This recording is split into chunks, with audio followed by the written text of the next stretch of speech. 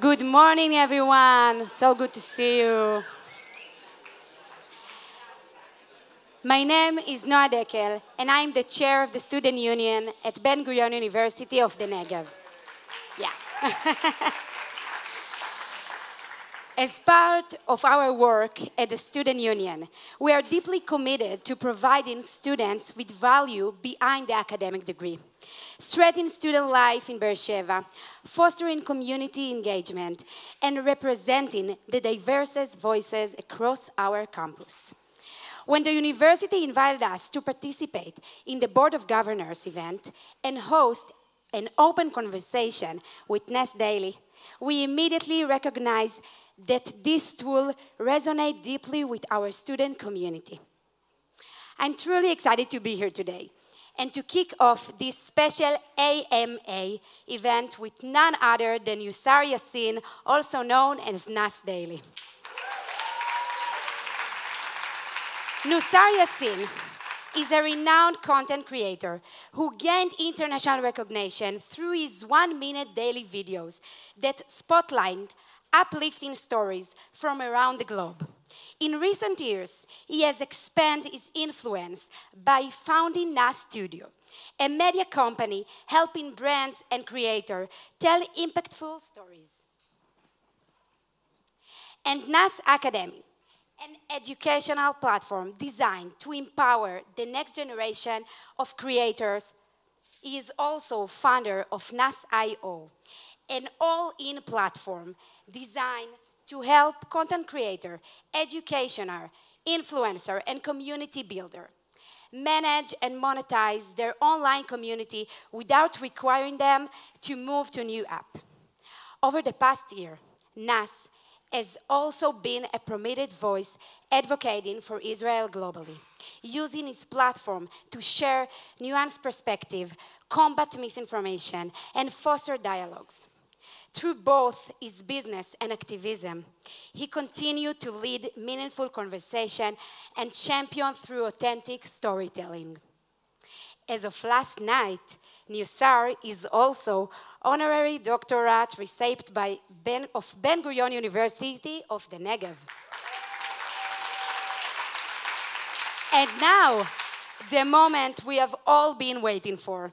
I'm honored to welcome to the stage Nas Daily.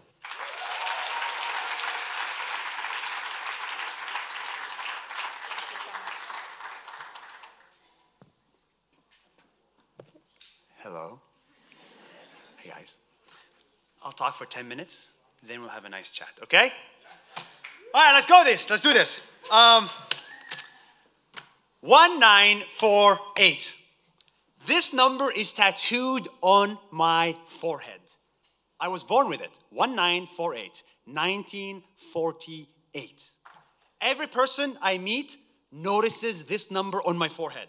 Every time I look in the mirror, I see this number. Every hour, every minute, every second, the number lives on my forehead. It even became my name. They call me Arab of 1948. One of 2 million Arabs who are stuck under Israel since 1948. And I'm not the only one with a number. You, the person sitting here, you also are born with a number on your forehead. If you're Jewish, it's 1933, the year the Nazis took over. If you're from Rwanda, it's 1994, the year of the genocide. If you're African American, it's 1619, when slavery arrived to the United States. We are all born with a number. This number is our pain, it's our trauma, it's our sadness. And it has defined us so much that we put it on our forehead. We make it our identity. But what if we could erase this number? What if we can live today without our pain from yesterday? I think about this question every single day of my life because it's hard. I was born in Arabi, which is 3 hours north from here. And in that part of the world, at least for my people, there's a lot of pain. The 1948 pain. The Arab citizens of Israel who want to tell the world how terrible life is, that we are not equal, that our family got kicked out, that Palestinians lost their homes. That's what I told my friends when they came to visit. I showed them the pain, and I put the pain on my forehead. And I enjoyed it. It gave me sympathy. It made me feel good to complain. And then I woke up. Why am I doing this? Why do I continue the pain for my future kids? What if the pain stops with me? And what happens when I erase this number from my forehead? So I took control of my life. No more complaining. That's the rule. I studied hard in the village. I applied to universities in America. I got into Harvard by luck. I graduated. I started making videos. I put them on the internet. I traveled the world. I made 2,000 videos on social media and built a 100-person company. And now got more than 70 million followers globally. Now I'm lucky to get this honorary doctorate degree from Ben-Gurion University in just 15 years of work. All it took is 15 years of hard work. When you erase the number on your forehead, you become free. Free to imagine and build any future you want. Now, when my friends come to my village, I tell them about the future I imagine. I tell them a $1 billion startup is going to be founded by an Arab Israeli. I tell them the next minister in Israel could be Arab Israeli. And Jews and Arabs will work together and live together in peace here. Despite the pain, we can build that future together. I get it. You probably think I'm crazy. You think I'm stupid for saying this, or maybe just privileged living in New York. This guy is so silly. This guy is a dreamer. He doesn't understand anything. I hear this every day. I am not silly, and I am not stupid. I just saw the world. I've been to 100 countries. I know what's possible. Let me take you to Uganda, Africa. You ready? 50 years ago, 1% of Uganda was made of Indians. Indian Ugandans. They're not Indian immigrants. They're Ugandans. They lived there their whole life. But one day, the Ugandan dictator decided to kick all of them out. Every single Indian. He gave them 90 days. 90 days to leave the country, shut their business, give up their home, lose their friends, and get out. In 90 days, 100,000 Ugandans, Indians, were kicked out of Uganda. That was painful. The number on their forehead was 1972, the year this happened. But you don't know about this. The news doesn't care or write about this. The same Indians from Uganda left to the West as refugees, and in one generation, they became the most successful minority in the world. In the West, they became doctors, lawyers, and billionaires. They left the village in Uganda to own hotels in America. If you look at their forehead today, there is no number. According to them, pain is not a choice. Losing your home is not a choice. But to be a victim, that's a choice. And you can choose to stop being a victim and start your life all over again. It's not just me. It's not just the Indian Ugandans. It's also the Vietnamese. The Rwandans did it. The Sindhis in Pakistan did it. The Jews did it. We can come back from the worst pain. It doesn't have to define us. It's our choice. But some of us don't want to make that choice. Some of us are addicted to pain. The world only listens to us when we are in pain. We always need the pain to get the sympathy, the hugs, and the likes. But remember, if we benefit from being a victim, we always need to be a victim. If we benefit from being a victim, we always need to be a victim. People ask me, what is the hardest thing that you did in your life? And the answer to that is not Nas Daily. The hardest thing I did in my life was to erase my pain and start again. To erase my pain and start again. It takes courage to do that. Because the minute you erase the number on your forehead, someone else shames you for it. How dare you not stand up to our history? How dare you let go? How dare you move on? They want the pain, they want the number on your forehead, even if you yourself don't want it. This is why it takes courage to move on. If you're still listening to my speech, and I think you are, it means you probably have a number on your forehead. I don't know the number. Only you know it. It could be a number. It could be a word.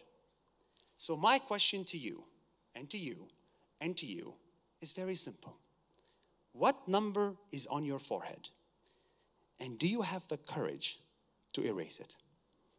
Thank you.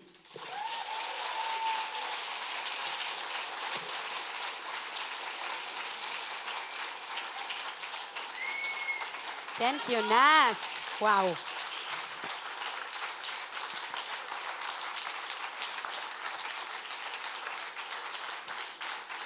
Thank you so much. Before we went to the stage, you asked me to ask you a real question. So this is what I'm going to do now. So I think the first thing that I want to ask you is something that a lot of your followers wonder about, your motivation. You are always working on something new, launching another project, building something fresh. What keeps you going? But tell me the truth. First of all, I worked way too hard on that speech. It took me 3 days of work. So thank you, Ben-Gurion, for giving me the chance to put into words what I've been thinking about the whole time. You may not be the target audience, or maybe you are. Everybody's got a number and a word on their forehead. But the target audience is really you guys.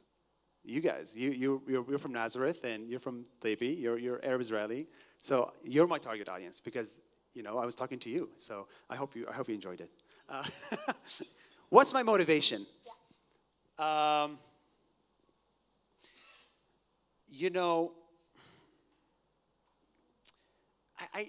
I think it's I think everybody spends the rest of their life trying to make the child inside of them happy, right? Right. The rest of your adult life, you just spend it trying to please that child. That's it. So the child in me, was really motivated because it had no control and it saw things that it didn't like. I didn't like the sikhsukh in Israel. I didn't like the conflict. I didn't like seeing people hate each other. That sucks. I didn't like seeing the world be so divided. I didn't like being in the Middle East, far away from the action is. I didn't like, there's a lot of things. I didn't like being a middle child. I didn't like, I didn't like my friends. I didn't like a lot of things. So a lot of that, I think, gave me the motivation. And I want to answer this as well. In Islam, I'm not religious, but in Islam, there's this thing that's very interesting. It says, why do you pray? Why do you pray? Do you pray because you love heaven so much? Or do you pray because you're scared of hell so much? And it's like, why do you do what you do? Because you love something or because you're scared of something so much? And I think for me, it's both. I'm scared of going back to the village days. I'm really scared. I'm scared to be Nuseir from Arabi again because I did not enjoy that. And I also work because I love the fact that I get to be heard. I get to do things that I love. So it's a combination of those. I hope that answered your question. Definitely. I think that the child that you have been will be very proud of you. I don't know. Not yet. Depends on how Nas.io goes. So the second question, and after that I will move the mic to the audience to ask some real question. The past year, you have done a lot to speak up for Israel and to help explain the complexity of what's going on here. Do you feel that the conversation you sparked online have helped change people's minds? So, let's talk about why I talked about Israel. Again, what's the motivation? Because when it comes to the Israel-Palestine conflict, everybody has either love or hate motivation. Like some people that stand for Israel, maybe they do it that are not Jewish and that have nothing to do with their country. Maybe they do it because they hate the Muslims so much. Similarly, in Indonesia, the people that hate Israel so much and stand for Palestine, it's because they hate the Jews so much. So it's really, what's the motivation behind why you do the Israel-Palestine conflict? Understanding the motivation. My motivation is because I love my country so much. I love my home so much. I want to see it prosper. I want to see that it shouldn't, it shouldn't be this hard for a kid from a village to make it in the world. Whether a Jewish kibbutz or an Arab kibbutz, it shouldn't be this hard. We should have so many more opportunities.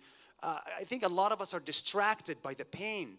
The pain is distracting. We're in the middle of war. It's distracting. And my dream is to one day not have the existential distraction and just focus on doing startups together, making the Negev more green. Like, that would be so fun. Tourism in Israel, it's the world's best country for tourism. That's the vision I want to get to, and this is why I speak up today. And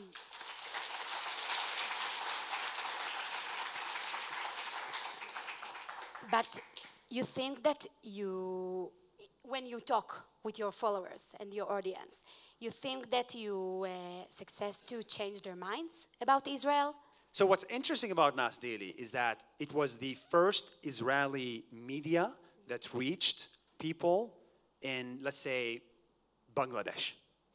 People in Bangladesh have never met an Israeli. Never. Because before that, there was TV. And TV censored everything Israel. It's very simple. Then social media came. A lot of the Israeli creators are making content in Hebrew, and that doesn't reach Bangladesh. So in that case, Nas Daily was, because from 2016 up, the first Israeli, and it's the second Israeli export after Gal Gadot. So, number one. The truth. It's the truth. But this export of Nas Daily, people love Nas Daily in Pakistan, for example. Why? Because we have Nas Daily Urdu. So we also localize our content to Urdu.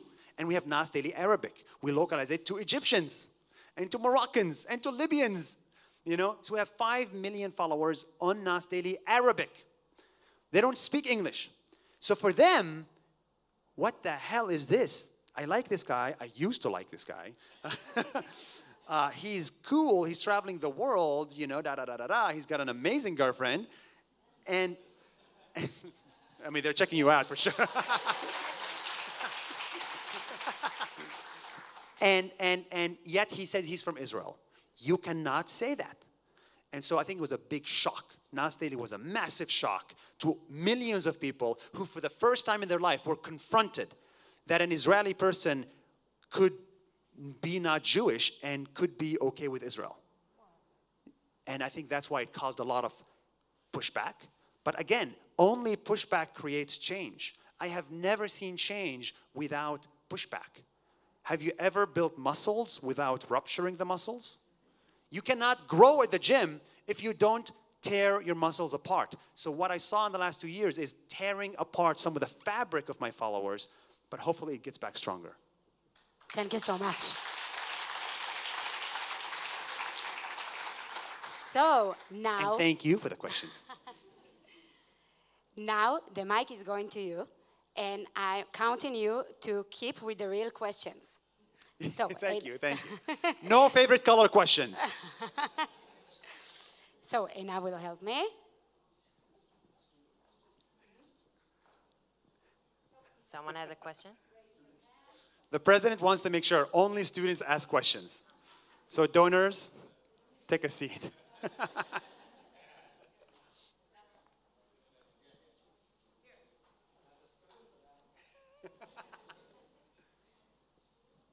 Hi.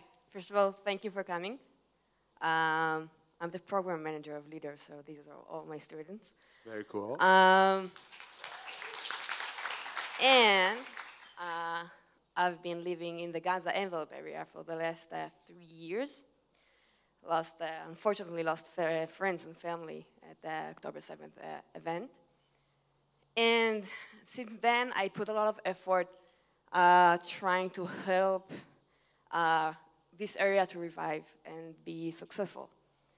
And I've been reading a lot of books that has been written since after Yom Kippur War to really understand how do you rise from such a low point.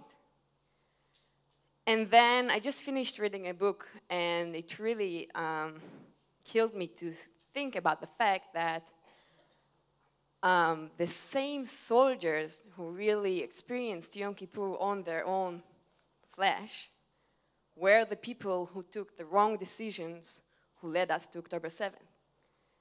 And on one hand, how we as a nation grew from this event was only possible if you not act as a victim and you don't let the number define you. Yet, if you forget the number, then you just keep repeating the mistakes, and history moves like a circle, as we all know. So what is your... Honestly, thank you for saying that. I really appreciate that. That's awesome.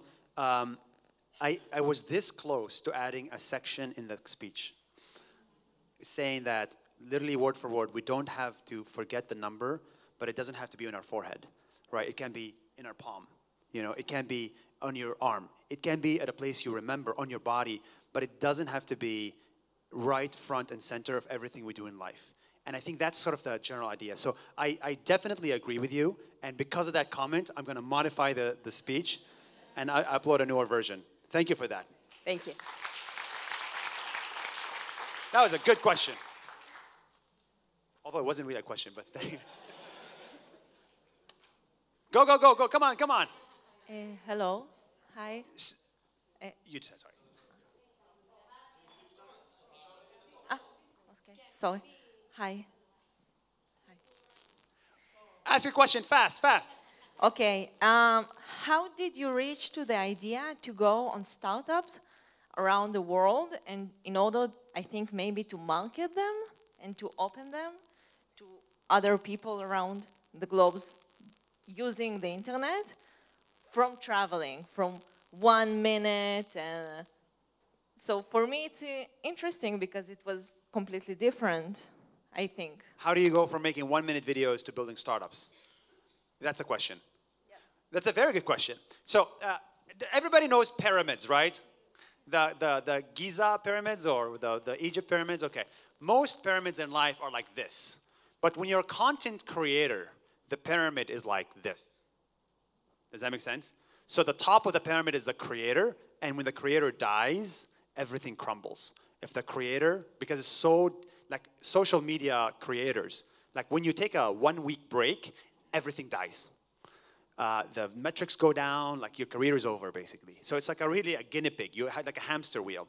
So I never liked that. I never wanted to be an upside down pyramid. I never wanted to be famous. People that grow up in a village in Arabi do not dream of being famous. It is not something you think about as a child. So becoming a content creator was actually a side, what do you call it? Like a, not a side gig. It took my whole life away, but it was like an accident, just like babies. Who's an accident here? Oh, you're an accident too? Wow. The best accident. My mom says babies are not accident. She's talking about our 4th sibling. Don't send this to him. So what I'm saying is that was actually my whole life has always been, how do I build something bigger than me? Not how do I make myself big? How do I build something bigger than me? That's why Nas Daily is always about, let me tell you the stories of others. Let me highlight the stories of others, even when I'm traveling. And I realized the best way to build something bigger than you for the next 100 years is to build a company. There is no other option, unfortunately. As much as I hate hiring people, I hate HR, I hate people problems, you have to do it. That's the only way to build something lasting and sustainable. And so I'm doing what I've always wanted to do, build something bigger than me. And that's why I'm building a startup and a company. I'm not trying to go to the Hollywood route. And that's why Gal Gadot is #1. Hello. Hi. Over here. I'm a student, by the way, second year Ben-Gurion. I wanted to say thank you for coming, and I really appreciate what you do and say, and I follow you for a long time. I think we're losing maybe the most important battlefield in this war, which is the media and public opinion. And as a social media expert, what do you think we should do else, and why are we losing this war, and is it just a numbers game, and how do I make sure that in a few years I go abroad and meet people and they see me as not as a baby killer or apartheid state or anything that you said before, or just as an Israeli, something like that? So what do you think? Oh, that question made me emotional. Thank you for asking that question. It is really hard. How do I go abroad and people see me as a human, not as a baby killer? You know, unfortunately, Israel has not been very good at branding. Israel needs a CMO. The thing is, and actually, it's a systematic problem. I mean, actually, a symptom of that problem is here too. Every time in Israel, we look to the left, we look to the west. Like every Israeli wakes up and is like, okay, New York, I'm coming for you. Nobody looks to the right. Nobody looks, okay, what happens in like Indonesia? What happens in Dubai? How do I build our brand there? And when somebody builds a company in Israel, unfortunately, we focus so much on, I give you $1 of marketing today, you need to give me $2 in revenue back. It's performance marketing, it's called, right? $1 today, you give me $2 back. But if you want to build a brand, you're going to spend $1 today and get $0 back. But you need to trust that somehow, some way, this $1 is well spent, okay? That's unfortunately something Qatar is very good at. You know, when you're printing so much money, you can spend $10 today and not get anything back. In fact, they just spent $400 million on a plane. And they'll get something back, but it's hard to quantify it like you can with a Facebook ad.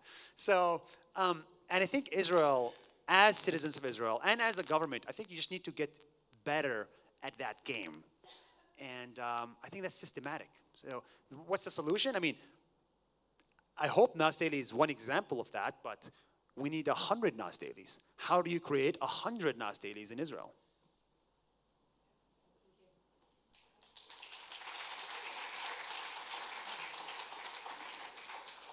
Hello. I'm retired, and Congrats. And so once I retired, I decided to become an MBA student here at Ben-Gurion University. Wow.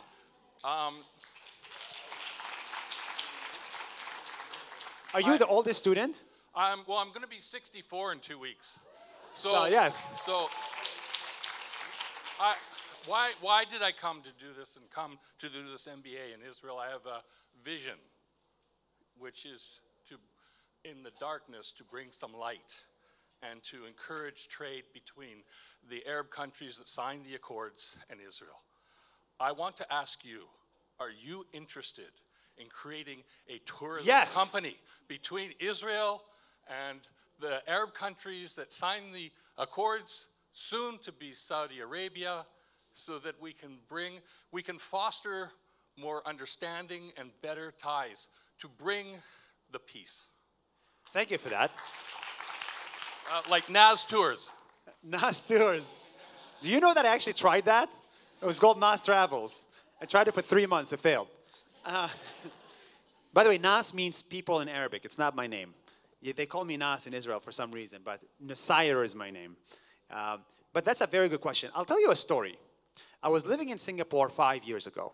I was invited. I got an email from the UAE government. They said, come to Dubai to make videos because you're one of us. This was before the peace deal. You're one of us. Come. And I was like, how do I enter? I'm Israeli. They said, we'll make the airport work. So, yeah, they just like, I walk in, no stamp, nothing, great. Make videos. Here is our nuclear facility.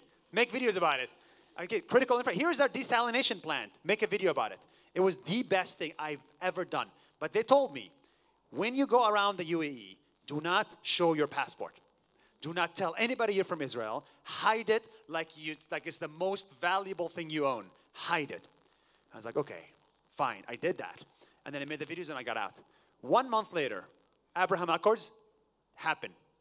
I don't know how. And then I go back to live in Dubai. And then I say I'm from Israel. And they're like, oh my God, we love Israel. Welcome. This is amazing. Let's do things together. Let's do trade together. You know, it was from the hotels to everybody was that. So I saw what happens when it finally becomes okay to like Israel. I saw it with my own eyes, what happens when it's okay to not hate. And I think a lot of people in the Middle East are waiting for the okay. We're literally just waiting for the okay from somebody because unfortunately the Middle East is very top down. When my boss or my king or my leader tells me it's okay, it is okay for me. It is very hierarchical in that sense. It's not like the amazing chaos democracy in Israel. So I think we're just waiting for the okay. People are waiting for the okay. And so I'm a big fan of that idea. And actually I'm doing it. We have a small hotel in Dubai. We have a small office in Dubai. We invest a lot in the UAE. Abu Dhabi is one of my favorite places to work and do business in. So, and Saudi Arabia is the next frontier. And so I even bought a whole new citizenship just to go to Saudi Arabia and Indonesia. And so I'm now a Caribbean citizen. And Saudi Arabia and Indonesia were great. And I've seen more Jews in Saudi Arabia than I have in New York. Okay? It was like when I went to the conference. It was insane. So I really think it's just a matter of time. And this is where Israel should focus 100% of its efforts.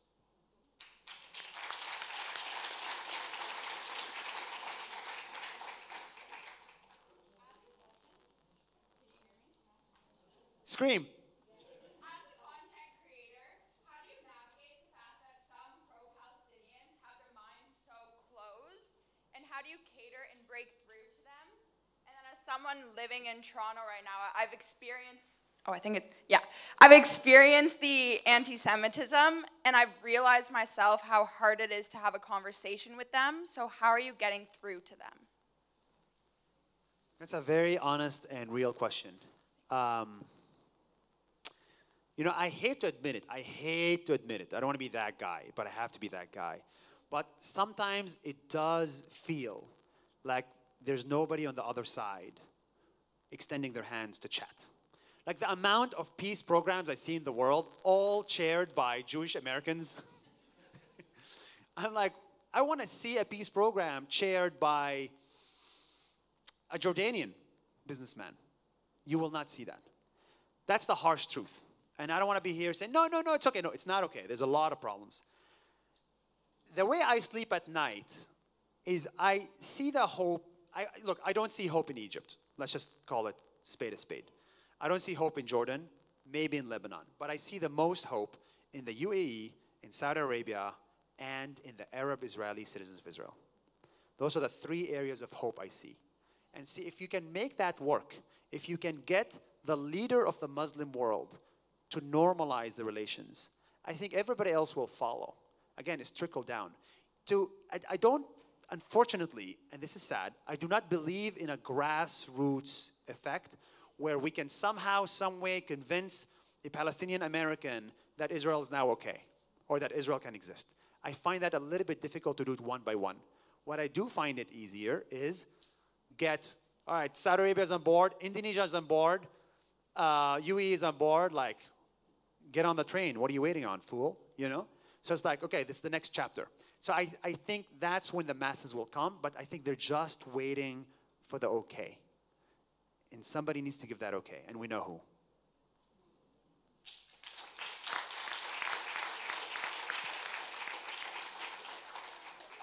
Hello? Here. Wow, great voice.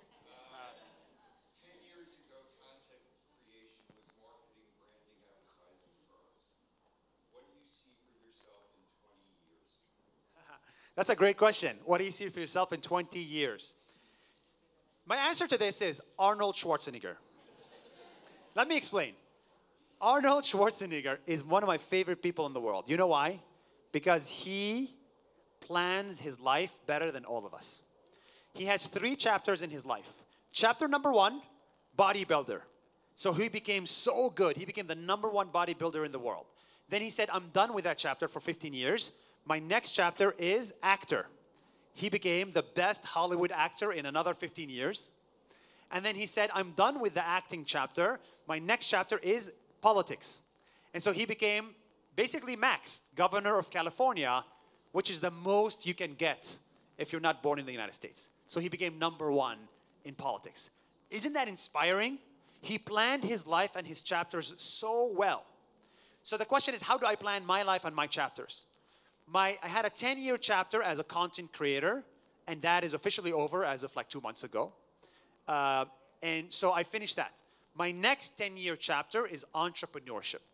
So I believe that we're going to see a massive revolution in the number of entrepreneurs in the world. And the reason for that is because AI finally makes it easy to start a business. You have a CMO, CTO, CBO, COO in your pocket for $1 a day. Yeah, in one chat. You have the knowledge of the world's best business people in your pocket now with AI, so you can build a business. So I see that entrepreneurs are going to be like this. The concept of 9 to 5 is done. The office work is done. I think 30% of the world will become entrepreneurs. Now it's 10%. So I want to play in that for the next 10, 15 years. Once that's done, it'll become pretty boring. The 3rd chapter will be to become president of Ben-Gurion University.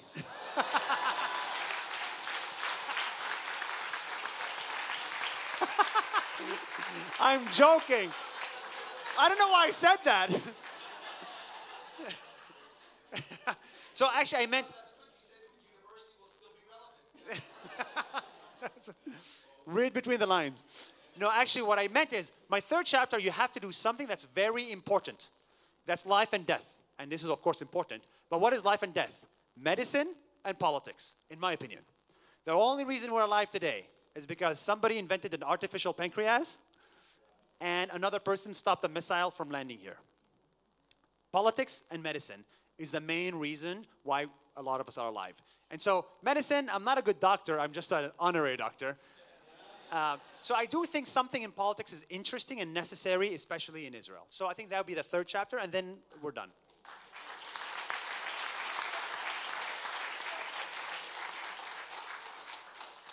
Hi. You touched about this briefly.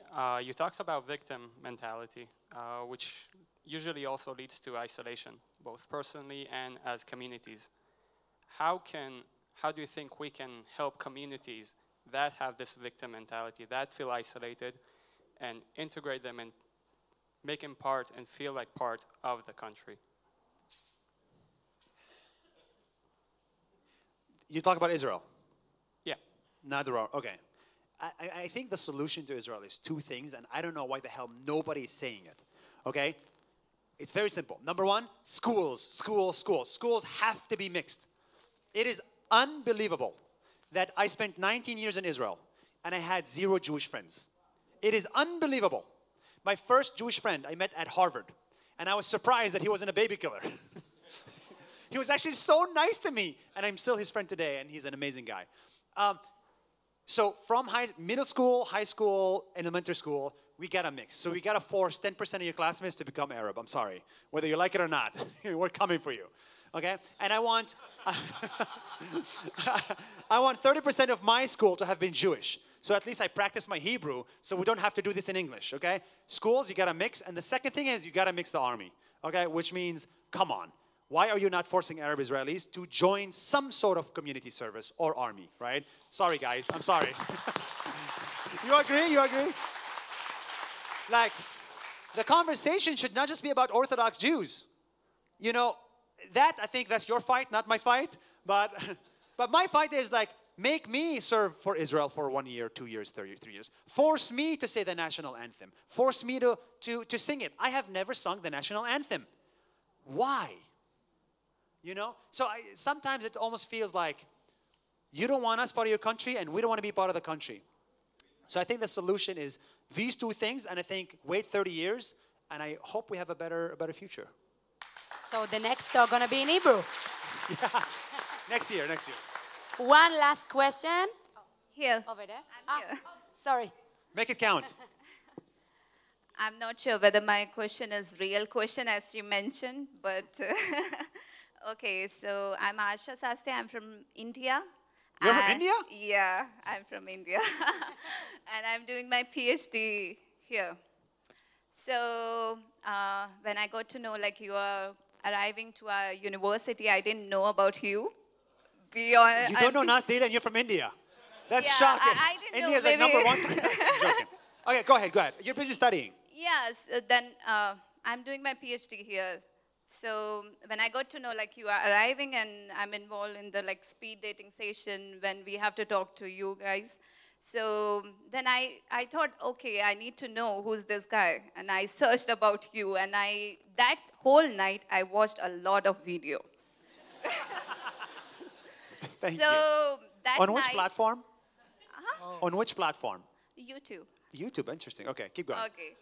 So that night I had one question. And today after listening to your talk, so I have two small questions. Okay, make it fast. Okay.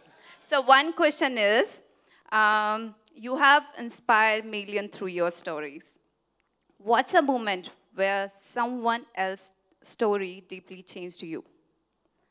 Okay. Another question is, how do you ensure you tell stories from underrepresented communities without making them feel tokenized or oversimplified? I think everybody likes the second question. How do you involve somebody from a minority without making them feel tokenized? Well, you're talking to the token number one.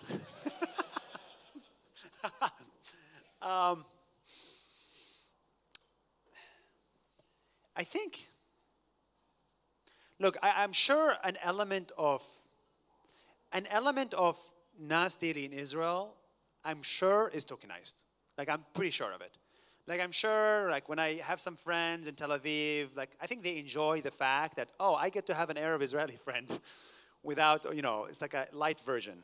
So, I'm sure that exists. I'm not sure it's a problem. I'm not sure it's a problem. Like, I think all it takes to change perception is one person. That's what I deeply believe in. And I remember this clearly in my company. I had a company that's based in Singapore. So we had a lot of Singaporeans, Indians, Arabs, from around the world, but we had no one from China. And for me, I was saying so many jokes about, the Chinese government. And for me, it was like, for me, China was an object. Until we hired a head of engineering from China. From China. And he was the kindest guy I ever met. He was the hardest worker I ever met. And I was like, wow, my company dies without this guy. And I should no longer view China as just this one place where there's no emotions, no feelings, just work and have one baby. It's more than that. And that one head of engineering made me become much more aware of the world and much more respectful of every country in the world. So the way I view it is like tokenization is fine, but like, yeah, I think everybody should have a black best friend. I think everybody should have an Arab Israeli friend, right? Tokenize them. But at least the next time you say all Arabs are terrorists, I hope you remember Nuseir, and you're like, he's not that much of a terrorist, so maybe not all Arabs are terrorists. Most of them are. But, we start with that. We start with that, okay? I think it's great. By the way, I don't believe that most of them aren't. That's what I'm saying. That's what the person would believe. But I think it's gradual. I believe changing of minds is gradual. It should not be sudden. And I hope Nas Daily has gradually changed the minds of a few Jewish Israelis.